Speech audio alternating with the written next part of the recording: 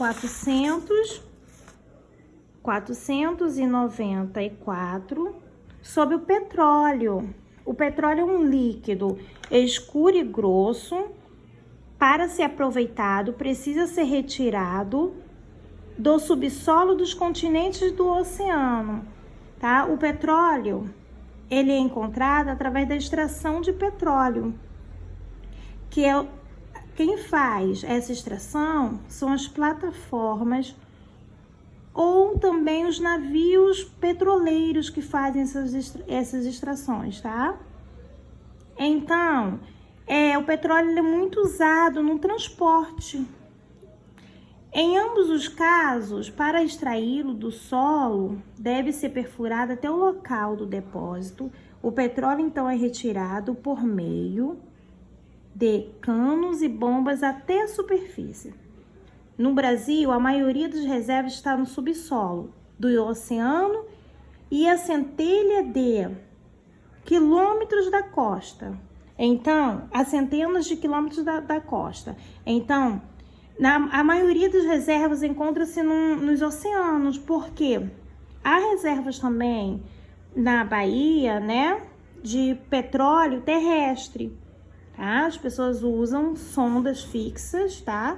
Na Bahia, no estado da Bahia, e eles conseguem extrair, não é do oceano, lá eles conseguem extrair, também tem um local que eles extraem de sondas terrestres.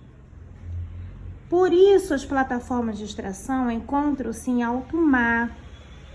Elas são flutuantes e ficam presas no fundo do mar por meio de âncoras. Depois de extraído do subsolo, para ser aproveitado, o petróleo passa por uma série de transformações em uma refinaria. Esse petróleo, ele é encontrado, então, ele é um líquido que é encontrado, né? Ele é escuro e grosso.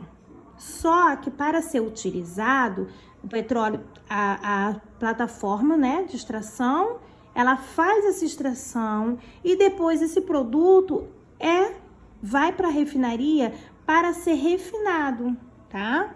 Ele passa por um processo de refinação. Há todo um processo para ele ser transformado em combustível, por exemplo.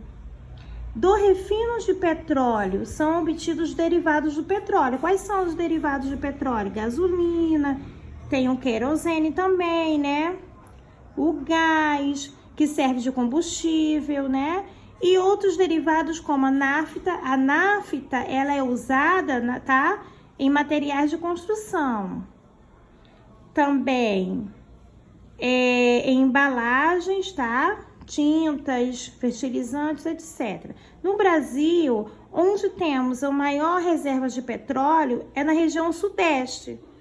E quais são os estados dessa região sudeste que encontram essas reservas? No Rio de Janeiro, no Espírito Santo e também em São Paulo, tá? Essas maiores reservas, tá? Que estão na região sudeste. Uma grande área com petróleo chama-se bacia. E temos aí a bacia de Campos, no litoral do Rio de Janeiro, e é uma das maiores produtoras de petróleo do Brasil, tá bom? Agora vamos falar sobre outro combustível fóssil, que é o gás natural. O gás natural também é um combustível fóssil, né, como já falei. Assim como o petróleo, ele é encontrado entre rochas e em áreas profundas da Terra. O gás natural veicular, que é o GNV, ele é utilizado, né, pelos carros, tá? Como combustível. E esse gás, ele é muito utilizado hoje em dia porque ele é mais econômico. Você consegue percorrer uma distância com ele e você tem uma economia. Você percorre a mesma distância com ele ou com a gasolina, sendo que você vai gastar menos combustível utilizando gás GNV. Então, ele gera economia e também ele é menos poluente. Isso é importante, tá? Ele é menos poluente. Biocombustível, uma alternativa aos combustíveis fósseis, tá? Como petróleo e gás natural. O biocombustível representa os biocombustíveis representam uma opção de fonte de energia renovável e menos poluente.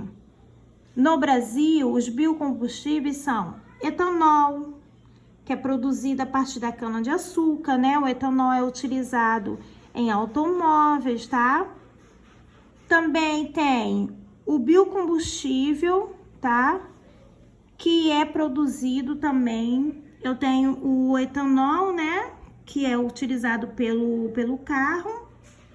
Eu também tenho o biodiesel, que é adicionado em proporções variáveis ao diesel, derivado de petróleo, que é utilizado em caminhões, em ônibus, tá? Então, eu tenho dois biocombustíveis aí, né? O biodiesel e o etanol. Agora, vamos fazer a atividade do livro.